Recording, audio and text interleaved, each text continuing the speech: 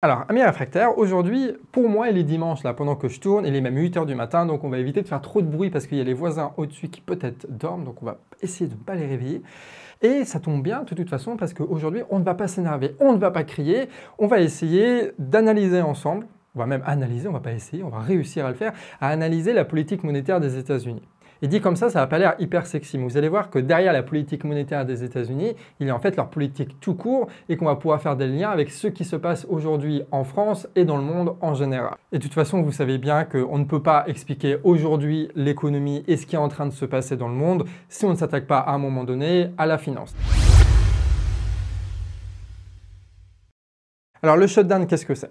Les États-Unis, ils ont besoin, comme beaucoup de pays du monde, de s'endetter pour boucler leur budget et payer leurs fonctionnaires. Sauf que tu as une particularité législative aux États-Unis qui est qu'ils ne peuvent pas emprunter autant qu'ils veulent et qu'ils ont un plafond de la dette. C'est-à-dire qu'à un certain moment, ils ne peuvent plus emprunter.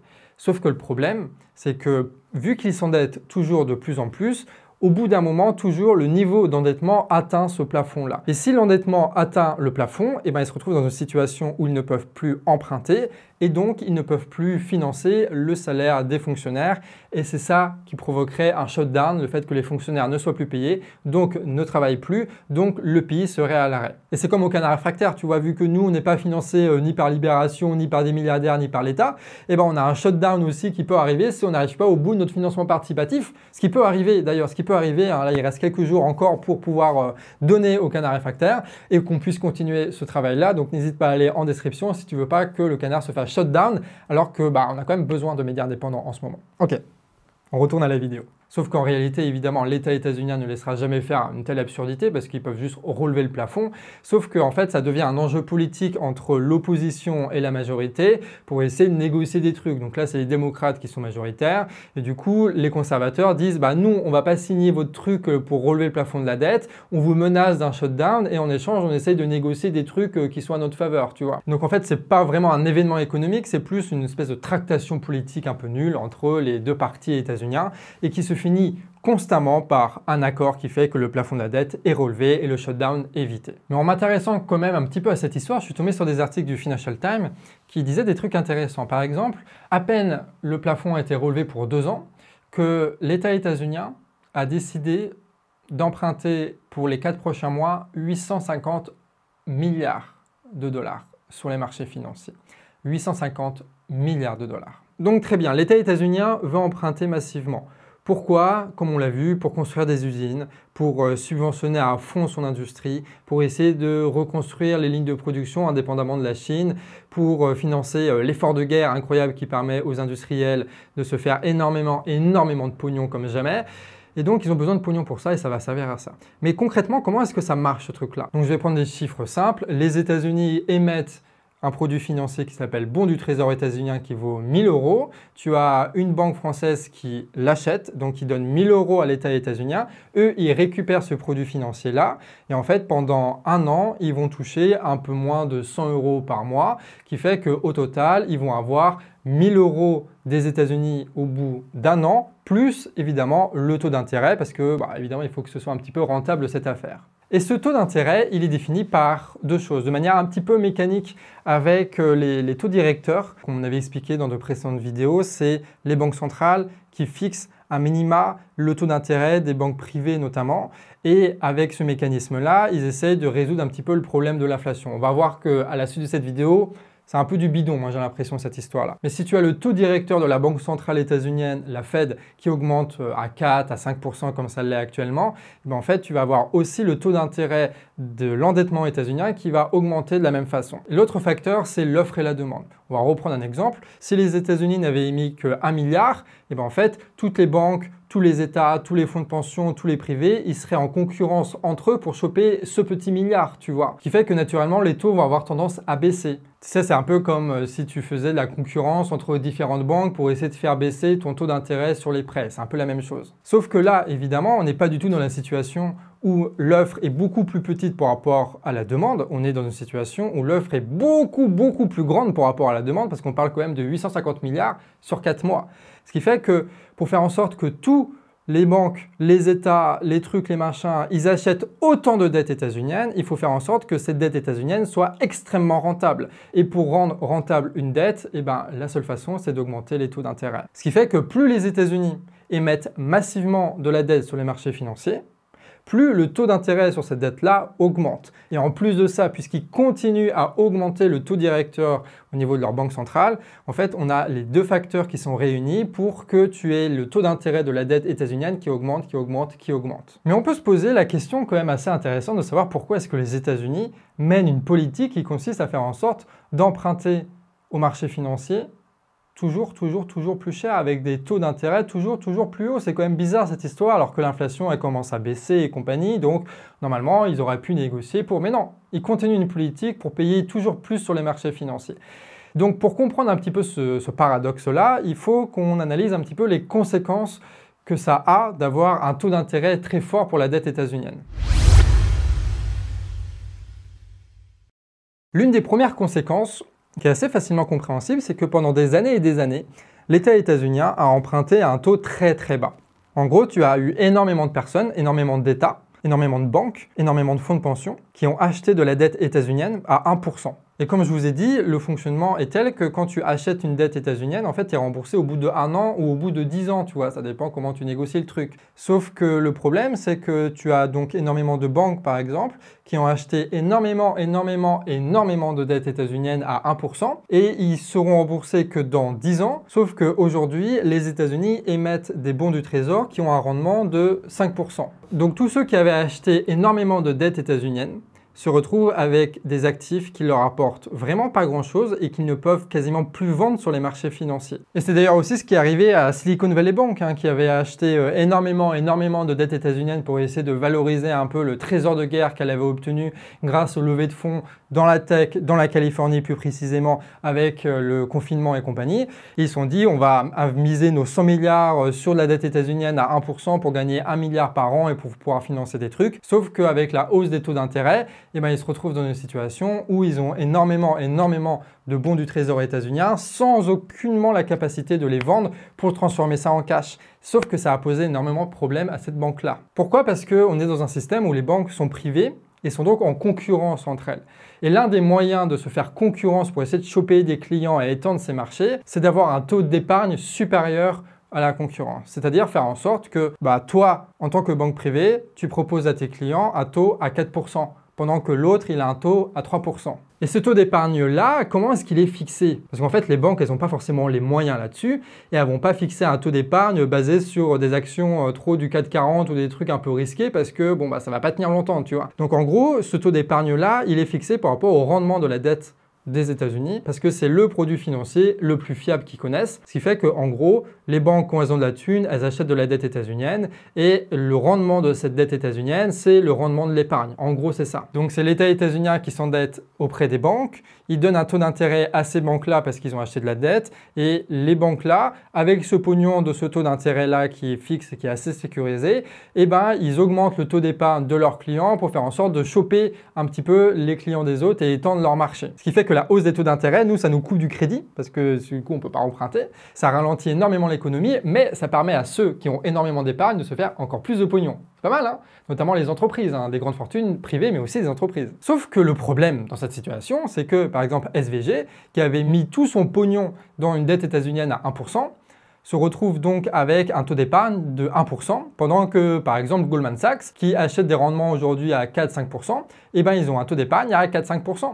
Donc comment est-ce que SVG va convaincre ses clients de rester chez eux alors que la concurrence, ils ont un taux de rendement de l'épargne qui est à 3-4 points au-dessus des leurs? La solution, ce serait de vendre tous les bons du trésor que cette banque-là a achetés pour pouvoir en acheter de nouveaux. Sauf que qui va acheter les vieux bons de trésor à 1% quand il y a énormément, 850 milliards sur 4 mois de dettes états-uniennes à 5%. Donc SVG a été obligé d'augmenter le taux d'intérêt de l'épargne à 4-5% pour ne pas perdre tous ses clients, sauf qu'en faisant ça, il devait rémunérer ses clients avec de l'argent qu'ils n'avaient pas parce que derrière, ils gagnaient que 1% avec la dette états-unienne parce qu'ils n'arrivaient pas à vendre leurs trucs. Ce qui fait qu'il y a eu une crise des liquidités parce que tout le pognon que SVG avait encore en stock, eh ben, ils se retrouvaient dans la poche des clients et qu'à un moment donné, les clients ils se sont dit bah, je vais essayer de retirer un peu de pognon, sauf que ce pognon n'existait plus. Surtout que tu avais des effets de spéculation à fond parce que tous les concurrents avaient bien compris que SVG était dans la merde et du coup ils disaient à tout le monde retirez toutes vos billes de SVG pendant qu'il est encore temps. Et c'est ce qu'on appelle un bank rush, c'est-à-dire que tu as un mouvement de foule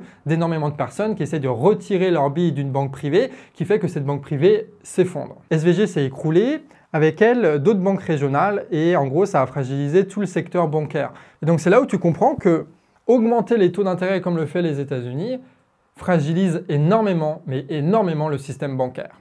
Donc, ça permet, alors si on est un peu complotiste chelou, un petit peu, tu vois, ça permet aux grosses banques genre Goldman Sachs et compagnie de bouffer les petites et de bouffer leur part de marché parce que c'est les seuls qui sont suffisamment diversifiés pour tenir le coup d'une baisse de rendement des bons du trésor là.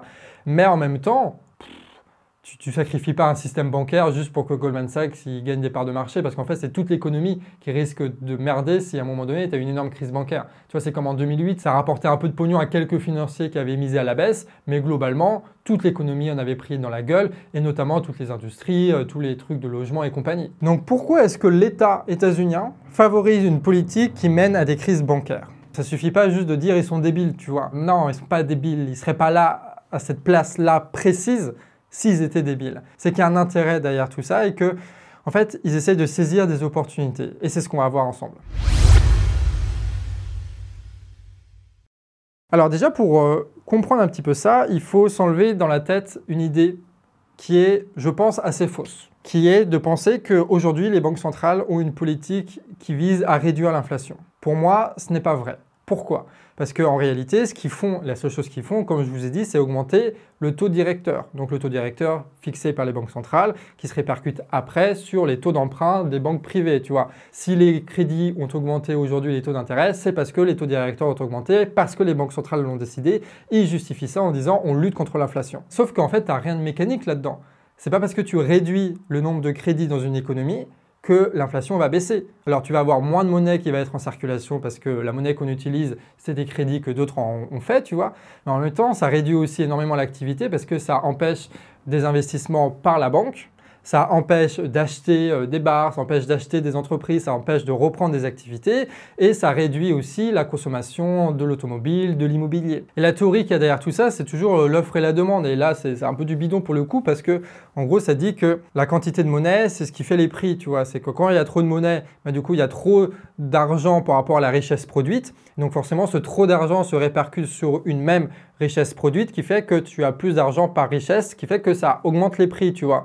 Sauf que, en fait, peut-être que l'activité économique va baisser plus que la quantité de monnaie, ce qui fait qu'on va se retrouver dans une situation où ça peut très bien augmenter l'inflation aussi si ça ruine l'économie. Et c'est un peu ce qui est en train de se passer. Et surtout, ça n'impacte pas directement l'inflation parce que, en fait, ça n'impacte pas les prix. Je veux dire, si tu as une politique qui est on bloque les prix sur l'essence, sur l'électricité, sur l'eau, sur les produits de première nécessité, là, c'est une politique anti-inflation parce que tu contrôles les prix directement. Si tu essaies juste de gérer par des effets de rebond à 3 bandes de billard, de trucs, de machin pour faire en sorte qu'en augmentant les taux, les trucs, les machins, en fait, tu fais un peu du pifomètre en espérant que ça passe. Et ce qu'on voit, c'est que oui, effectivement, les taux augmentent, oui, effectivement, l'économie ralentit, sauf qu'en face de ça, l'inflation, elle baisse pas. Surtout que ça demande aux États de financer genre des boucliers tarifaires au niveau de l'électricité qui coûtent des milliards et des milliards. Ça demande à réinvestir dans des trucs pour que les gens puissent bouffer. Ça demande de réinvestir en permanence, ce qui fait que l'État se retrouve en permanence dans une situation où ils doivent emprunter plus pour réinjecter du pognon dans l'économie pour que ça tienne à peu près la route. Donc en fait, non. Augmenter les taux d'intérêt, ça ne réduit pas l'inflation. C'est pas mécanique, ça ne marche pas comme ça. En fait, l'inflation, c'est pas problématique, notamment pour les grandes entreprises, par exemple du pétrole ou de l'énergie, qui eux profitent énormément de cette inflation-là pour faire augmenter les prix, évidemment. Si les prix augmentent et que les salaires stagnent, et ben en fait, tu as une différence qui se fait parce que les entreprises vendent plus cher avec des coûts de production qui sont les mêmes, donc ils se font des marges plus grandes et c'est ce qu'on assiste aujourd'hui en France où l'essentiel de l'inflation qu'on subit, ce sont ce qu'on appelle une boucle prix-profit où tu as des entreprises qui profitent de l'augmentation des prix pour augmenter leurs profits. Et vu qu'il n'y a pas de contrôle là-dessus, ben en fait, l'inflation qu'on paye, c'est leur profit. Donc en gros, les grandes entreprises, notamment celles qui peuvent définir leurs propres coûts de production comme ceux qui extraient du pétrole, ils sont dans une situation où en fait, ils se font des milliards, des milliards et des milliards. Donc l'inflation, d'un point de vue des grosses entreprises, et c'est ça qui dirige quand même la politique des États, quand même beaucoup, en fait, c'est une bonne chose. Donc pourquoi est-ce que l'État voudrait essayer de résoudre l'inflation alors que les principaux financiers des partis politiques et des soutiens de la bourgeoisie, machin, des pétroliers et compagnie profitent largement de cette situation? Bah oui. C'est pas grave. Cette inflation à court terme permet à ces entreprises de se faire énormément de pognon. Par contre, l'inflation à moyen terme, sans augmentation de salaire, c'est quelque chose de terriblement toxique pour une économie. Pourquoi? Parce que du coup, on consomme beaucoup moins, donc de fait aussi une baisse de profit pour énormément d'entreprises, notamment celles qui ne décident pas de leur coût de production et qui n'ont pas cette opportunité d'augmenter leur marge, comme en fait énormément d'entreprises en réalité. On prend un exemple dont on a parlé déjà sur la chaîne, les boulangers du coin à Guingamp, en fait ils ne décident pas eux, du prix de l'électricité et décident pas, eux, du prix de la farine. Donc, en fait, ils sont obligés d'augmenter le prix de la baguette sans pour autant qu'ils se fassent plus de pognon. Et ça, c'est un raisonnement qui est valable pour une immense partie de l'économie, notamment en France, mais aussi aux États-Unis, qui fait que, en gros, personne ne profite véritablement de l'inflation et que tu as une baisse générale de la consommation, donc une baisse générale aussi des profits qui vont avec. Et donc, si on veut que l'économie ne s'effondre pas juste au profit de quelques pétroliers, l'État doit s'assurer d'envoyer des subventions. C'est là où il y a les boucliers tarifaires qui rentrent en place pour faire en sorte que l'augmentation du prix de l'électricité en France, qui ne profite qu'aux spéculateurs, ne fasse pas en sorte que tu aies trop de fermetures d'entreprises, des boulangers et compagnie, pour que l'économie continue un petit peu de fonctionner, tout en permettant aux plus riches de se faire du pognon. Parce que si tu as toute l'économie qui se pète la gueule, même les plus riches vont être dans la merde. Et c'est là où on voit le rôle précis de l'État, c'est de maintenir un ordre social et économique à moyen terme qui soit fiable, qui soit solide, tout en permettant de maximiser le profit des grosses entreprises, notamment Total et compagnie, tu vois. Sauf que comment est-ce que les États vont faire en sorte de trouver des financements, puisqu'ils sont déjà en déficit, et qui se retrouvent dans une situation où ils doivent faire face au marché financier, leur dire « les frérots, nous on aimerait bien emprunter à 0% comme on le faisait avant, sauf qu'aujourd'hui l'inflation elle est à 6%, est-ce qu'il y a moyen de s'arranger ?» Évidemment, les marchés financiers disent non. Parce que s'engager pour 1 an ou pour 10 ans avec une dette des États-Unis ou de la France à 0% alors que l'inflation elle est à 6% et que tout le monde sent que ça va être durable, en fait c'est juste littéralement perdre 6% par an pendant 10 ans. Donc personne ne veut emprunter dans ces conditions-là. Et donc là, si tu arrives à suivre le raisonnement, c'est précisément à partir de ce moment-là où l'inflation commence à augmenter que les États ont besoin de faire monter les taux directeurs de leur banque centrale pour pouvoir augmenter le rendement de leur dette, pour pouvoir assurer aux financiers que s'ils achètent de la dette des États, s'ils achètent du bon du Trésor, ils vont avoir suffisamment de rendement pour lutter contre l'inflation. Donc de cette façon, l'État fait en sorte que son bon du Trésor qui était à 0% avant est aujourd'hui à 5% alors que l'inflation est à 4%. Et donc les financiers vont acheter ces dettes-là. Et avec ce pognon-là, les États vont pouvoir financer plein de programmes qui vont permettre notamment de maintenir l'économie en place malgré le taux d'inflation qui est énorme et les salaires qui sont très bas. Donc en gros, pour assurer le surprofit des grosses entreprises qui se font du pognon sur l'inflation, l'État fait en sorte de trouver les financements en augmentant le rendement de sa propre dette pour pouvoir emprunter des milliards et des milliards pour subventionner tout ce qui existe un peu en France. Par exemple, en France, vous avez ce chiffre-là où tu as un tiers du budget de l'État qui est consacré aux aides aux entreprises. C'est colossal, c'est absolument colossal. Et c'est la conséquence de toute la logique que je vous ai décrite. Parce qu'aujourd'hui, l'État, de fait, prend une position qui est de subventionner à balle l'économie. Et donc, en fait, ils prennent un rôle central là-dedans, alors qu'avant, ils étaient quand même beaucoup plus éloignés de tout ça. En fait, l'État se met dans une position grâce à ça, grâce à l'inflation et à l'augmentation des taux d'intérêt, où énormément du flux monétaire passe par eux. Parce qu'en fait, ils empruntent comme jamais et qu'ils redistribuent comme jamais directement dans l'économie, que ce soit à travers des crédits d'impôt ou des subventions directes. Et c'est pour ça qu'on arrive à une situation où les États-Unis arrivent à emprunter 850 milliards en 4 mois. Et qu'est-ce qu'ils font de tout ce pognon? Moi, je vous ai dit le bouclier tarifaire, machin, pour lutter contre l'inflation. Oui, ça existe. En fait, ils ne se contentent pas de ça. Les États-Unis, ils couplent deux choses. Une politique déjà internationale pour ouvrir les marchés. C'est-à-dire faire en sorte que, comme par magie, l'Europe se met tout d'un coup, on ne sait pas pourquoi, à acheter du gaz états-unien plutôt que du gaz russe. Ou alors faire en sorte que, on ne sait pas comment, le G7 commence à prendre position sur la Chine en disant qu'il va falloir faire des sanctions, notamment sur les voitures électriques, pour favoriser par exemple l'industrie automobile états-unienne, notamment électrique, qui est en pleine relance, quoi, tu vois, en plein boom. En gros, Tesla fait des voitures à 20 000 balles, la Chine fait des voitures à 10 000 balles, et l'idée c'est de faire des sanctions, plein de sanctions différentes et plein de taxes différentes aux frontières pour faire en sorte que les voitures chinoises coûtent 21 000 € et que du coup les États-Uniens achètent une voiture Tesla à 20 000 €.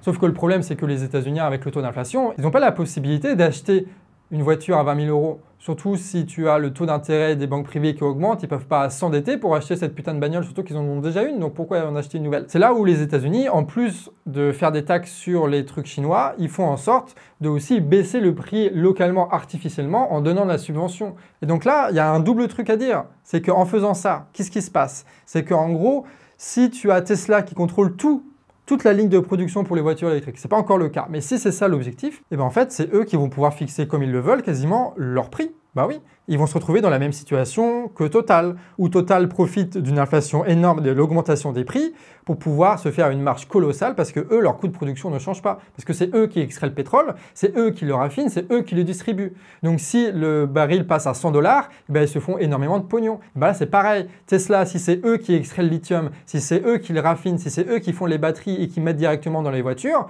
ben en fait, c'est eux qui décident du coût de production et donc c'est eux qui décident de leur marge. S'il y a une inflation qui continue, et ben ils vont pouvoir se faire énormément de pognon. Donc en gros, ils prennent les entreprises états-uniennes pour les mettre dans des situations où ils vont pouvoir eux aussi profiter à maximum de l'inflation, de l'augmentation des prix et de la possibilité d'appliquer eux-mêmes leurs marges, ce qui est le rêve de toute entreprise capitaliste, tu vois. Et pourquoi est-ce qu'ils le font maintenant et pas avant? Parce qu'avant, il y avait un système de délocalisation en Chine qui était tellement puissant qui faisait qu'à court terme, toutes les entreprises, même états-uniennes et européennes, elles choisissaient la Chine. En gros, ils prenaient leurs usines, ils les mettaient en Chine, ils investissaient quelques milliards là-bas, puis après, c'est des ouvriers chinois qui, à bas salaire, avec aucune norme sociale et environnementale, fabriquaient leurs voitures pour après être renvoyés pour pas cher, parce que le transport a énormément diminué aux États-Unis ou en Europe, où c'était vendu. Ce qui fait que les grosses entreprises pouvaient délocaliser leur production, tout en s'assurant d'avoir un immense rendement parce que les ouvriers chinois étaient ultra performants et pas chers du tout. Et ça, à court terme, c'est incroyable parce que tu n'as pas à gérer la production,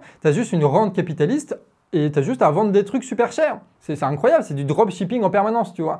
Sauf que l'État chinois, les entreprises chinoises, parce qu'ils ont forcé les coopérations et qu'ils ont pu se développer dans un même modèle capitaliste d'ailleurs, et ben en fait, ils ont réussi à avoir une industrie tellement puissante et une finance tellement puissante aussi, avec énormément de capital qui ne savaient pas quoi en foutre, qu'ils ont pu investir des marchés étrangers en Afrique, en Europe, en Amérique latine. Ce qui fait que le paradis à court terme que représentait pour les capitalistes la Chine est devenu à moyen terme un enfer, un cauchemar, puisqu'ils ont créé des concurrents, leurs propres concurrents, alors qu'ils sont beaucoup plus productifs, la Chine, avec un rendement qui est largement supérieur.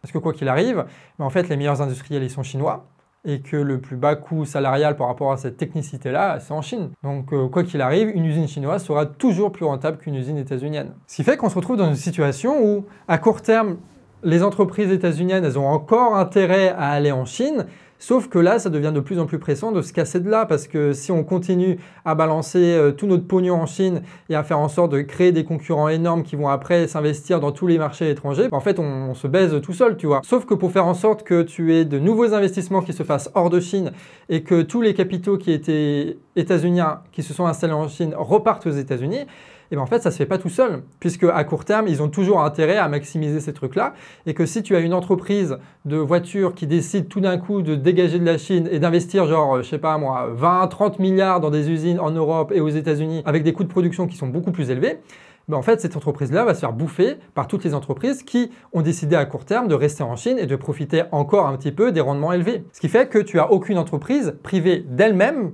qui va quitter la Chine, alors qu'à moyen terme, ils ont tous besoin de quitter la Chine. Et c'est là où, précisément, l'État intervient encore une fois pour essayer d'unifier un petit peu une classe bourgeoise qui a des intérêts qui sont très contradictoires et très court terme, en disant, bah, de toute façon, nous, on va faire la guerre à la Chine, donc il va y avoir des sanctions qui vont être faites à la Chine, donc revenez aux États-Unis, revenez au Mexique, revenez au Canada, et on va vous filer des milliards et des milliards. Et de la sorte, ils arrivent à unifier les industriels, les entreprises privées, alors que personne d'autre ne pouvait le faire à part eux. Donc en fait, les bourges sont dans des contradictions à court terme qu'ils n'arrivent pas à dépasser, et l'État intervient précisément à ce moment-là pour les dépasser en disant nous, on vous offre à moyen terme une politique qui va vous permettre de vous sécuriser et de maintenir cet ordre économique et de ne pas être dans une crise immense où vous allez foutre toutes vos billes à la Chine et la Chine qui va conquérir tous les marchés comme elle est en train de le faire partout dans le monde.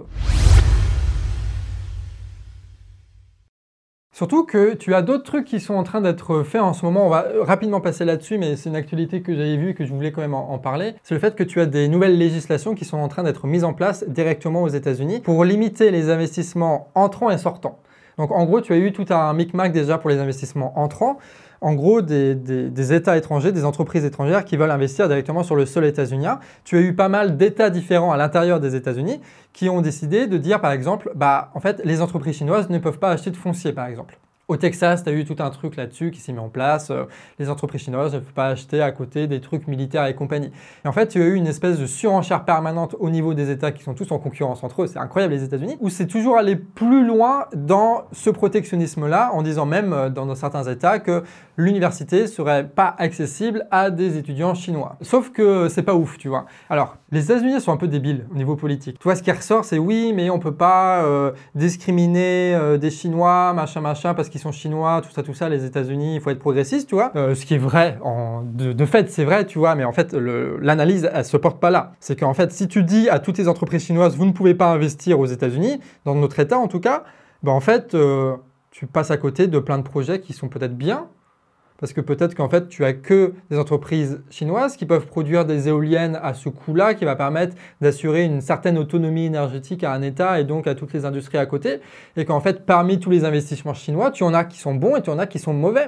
Du coup, si tu dis et que tu interdis tous les investissements chinois, en fait, tu fais une croix aussi sur ce qui était utile d'un point de vue économique. Et là, tu as l'État états-unien qui a dit arrêtez avec vos législations qui sont à ce point restrictives là et laissez-nous diriger. On va faire au cas par cas pour dire si oui ou non tel projet d'entreprise chinoise qui veulent s'installer aux États-Unis est profitable pour les États-Unis ou non. Et là, encore une fois, l'État prend un rôle de régulateur. C'est eux qui ont le pognon et c'est eux qui décident quelle entreprise peut être mise en place et quel investissement peut arriver. Les politiques de restriction d'investissement en entrant, donc qui vient de l'étranger pour arriver aux États-Unis, c'est quelque chose qui se fait depuis longtemps, surtout aux États-Unis avec les taxes et compagnie. C'est un État qui est très protectionniste. Là, ce qui est un peu nouveau, c'est qu'il y a aussi des projets de loi pour des investissements sortants. C'est-à-dire que des financiers qui voudraient investir en Chine, en fait, bientôt, ils vont plus pouvoir le faire. Ou alors, ça va être au cas par cas, encore une fois. C'est-à-dire que maintenant, c'est plus de l'incitation pour faire en sorte que les entreprises qui s'étaient installées en Chine reviennent aux États-Unis. C'est même l'interdiction de ces entreprises-là de se réinstaller après en Chine. Et donc là, encore une fois, plus qu'avant, l'État états-unien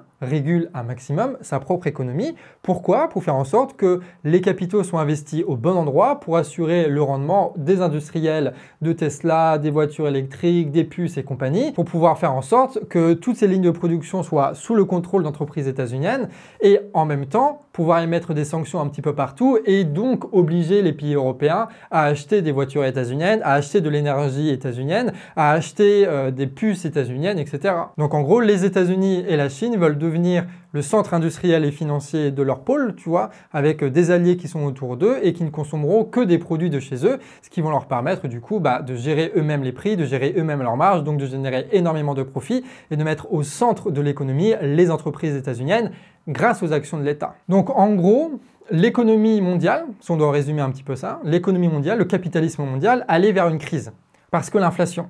Parce que les profits étaient trop élevés, parce que les gens n'auraient pas pu acheter les trucs, donc crise de surproduction, l'État ne trouverait plus de financement pour assurer le fait que tout se maintienne, donc tu aurais eu énormément d'entreprises qui auraient fait faillite, énormément de personnes qui seraient retrouvées au chômage, donc grosse dépression, plus d'accès au crédit, enfin la merde qu'on a déjà décrite dans de précédentes vidéos.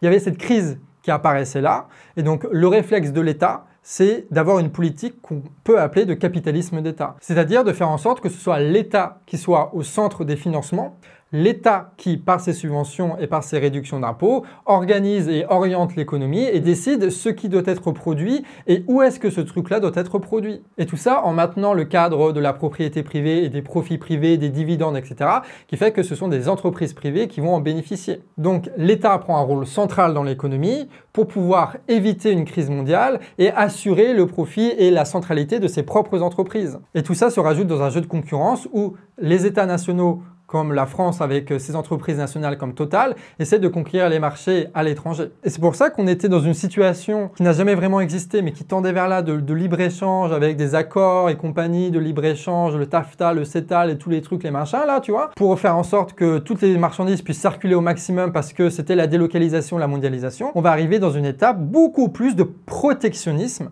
même de souverainisme, de capitalisme d'État, où ce sont les États nationalement qui vont défendre les intérêts de leur entreprise en faisant en sorte de rajouter des taxes aux frontières, en faisant des subventions massives et en faisant des déductions d'impôts. Et ça va provoquer énormément d'autres crises aussi, parce que évidemment, si tout le monde produit nationalement des voitures électriques et des batteries électriques, à un moment donné, par jeu de concurrence, tu vas avoir 2-3 entreprises qui vont réussir à être beaucoup plus profitables que les autres et qui vont bouffer tous les marchés. Ou alors ça veut dire que tu vas avoir une économie qui va être largement basée sur les subventions et la dette et que tu vas avoir à un moment ou à un autre des États qui vont ne plus pouvoir emprunter, ce qui va faire une grosse crise des défauts de paiement au niveau des États qui vont être en incapacité d'emprunter. Donc là, un shutdown mais réel, d'accord? Pas juste avec une loi, mais un shutdown réel. Ce qui fait que tu vas avoir des gros pays comme la France, l'Espagne, l'Italie, machin, qui vont plus pouvoir emprunter sur les marchés financiers. Et donc, on va se retrouver dans une situation où il va falloir donner du fric à ces pays-là pour qu'ils s'en sortent. Et qui va donner ce fric-là? Si ce n'est pas les pays européens qui sont en crise, ça va être les États-Unis ou la Chine. Et donc là, tu vois que tu as des contradictions qui tentent d'être résolues par de nouvelles politiques qui mènent à de nouvelles crises, mais qu'en fait, qu'à chaque crise, tu as des opportunités qui sont faites à des États, à des entreprises pour aller conquérir de nouveaux marchés. Et c'est ça en fait la dynamique du capitalisme. C'est des crises et des opportunités. Et donc là, c'est très important de le noter. Et si vous regardez souvent des vidéos YouTube, moi je vous dis ça avec beaucoup de sérieux, c'est que le souverainisme qui a été depuis toujours quasiment sur YouTube en France, le fer de lance de toute la contestation politique. Tous les opposants politiques sur YouTube sont souverainistes d'une façon ou d'une autre. Mais en fait, aujourd'hui, ça va être très compliqué. Parce qu'en fait, Macron va appliquer une politique souverainiste. Macron est en train d'appliquer une politique souverainiste. Et la majorité des États capitalistes développés vont mettre en place des politiques souverainistes. Tout simplement parce que le souverainisme va être la solution qui va permettre aux États de maintenir cet ordre économique-là et de faire en sorte que leur entreprise soit plus profitable que les autres.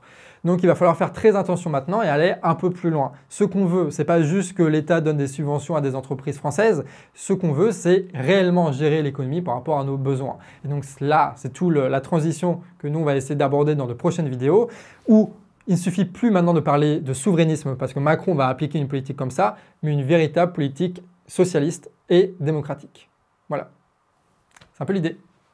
Abonne-toi! Bref, si tu aimes ce genre de vidéo, n'hésite pas à t'abonner évidemment et surtout à nous financer parce qu'il nous reste encore une petite dizaine de jours, peut-être un peu plus quand cette vidéo sortira pour notre financement participatif. Même si je sais que c'est compliqué avec l'inflation et compagnie, mais on y va jusqu'au bout. Si tu peux donner et que tu trouves que le canard est utile, donne, c'est cool. Et si tu n'as pas de sous, partage un maximum pour que ceux qui ont des sous puissent donner. Et si un jour ça repète en France, on a besoin du Canard Réfractaire pour pouvoir parler des manifestations, pouvoir parler des actions, pouvoir vous proposer des reportages comme on l'a fait à ce moment-là et surtout des analyses qui vont permettre de concrètement gouverner ce putain de pays parce que c'est un peu notre objectif à nous, le peuple, de gouverner ce pays et cette économie. Donc on a besoin de vos dons et de vos partages plus que jamais. Vous retrouverez le lien en description. Sur ce, Ami Réfractaire, à la prochaine.